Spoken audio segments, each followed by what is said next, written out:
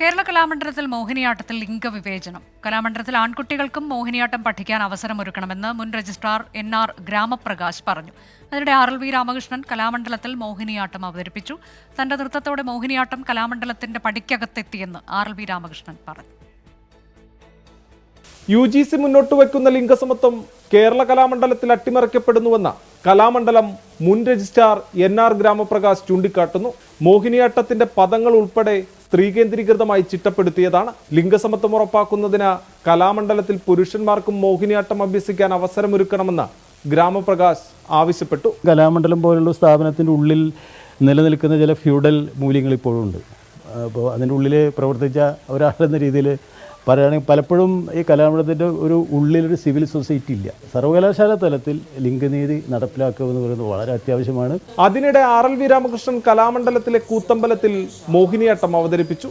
കലാമണ്ഡലം സത്യഭാമയുടെ അധിക്ഷേപ പരാമർശങ്ങളിൽ പ്രതിഷേധിച്ച വിദ്യാർത്ഥി യൂണിയന്റെ നേതൃത്വത്തിലായിരുന്നു മോഹിനിയാട്ടം സംഘടിപ്പിച്ചത്.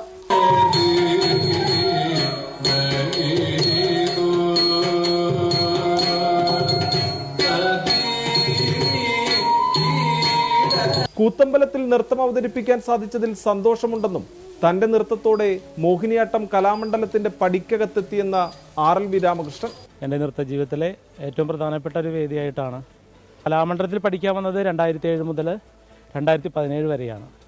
അതിനു മുന്നും മോഹിനിയാട്ടം എന്ന രീതിയിൽ കലാമണ്ഡലത്തിന് വെളിയിലായിരുന്നു. ഇവിടുത്തെ പ്രാക്ടിക്കൽ ക്ലാസ്സുകളിലെല്ലാം ഞാൻ ഉണ്ടായിരുന്നത് പ്രധാനമായിട്ടും അക്കാദമിക വിഷയങ്ങളിലായിരുന്നു. ഇന്നേക്ക് ഏകദേശം പഠിക്കകത്തായിട്ടുണ്ട്. ഇനി എന്തായാലും എനിക്ക് തോന്നുന്നു ഇതൊരു പുരോഗമനത്തിന്റെ പാതയിലേക്ക് നീങ്ങും. തീർച്ചയായിട്ടും അടുത്ത വർഷം മുതൽ ആൺകുട്ടികൾക്കും മോഹിനിയാട്ടത്തിന് പ്രവേശനം നൽകുമെന്ന കലാമണ്ഡലം അധികൃതർ അറിയിച്ചതായി വിദ്യാർത്ഥി യൂണിയൻ പ്രതിനിധികൾ പറഞ്ഞു. തീരുമാനം നടപ്പായില്ലെങ്കിൽ ശക്തമായ സമരത്തിലേക്ക് നീങ്ങാനാണ് ആലോചന. കൂത്തമ്പലത്തിലെ മോഹിനിയാട്ടം കാണാൻ വിദ്യാർത്ഥികളും സാംസ്കാരിക പ്രവർത്തകരുമടക്കം നിരവധി പേരാണ് എത്തിയത്. 24 തൃശൂർ.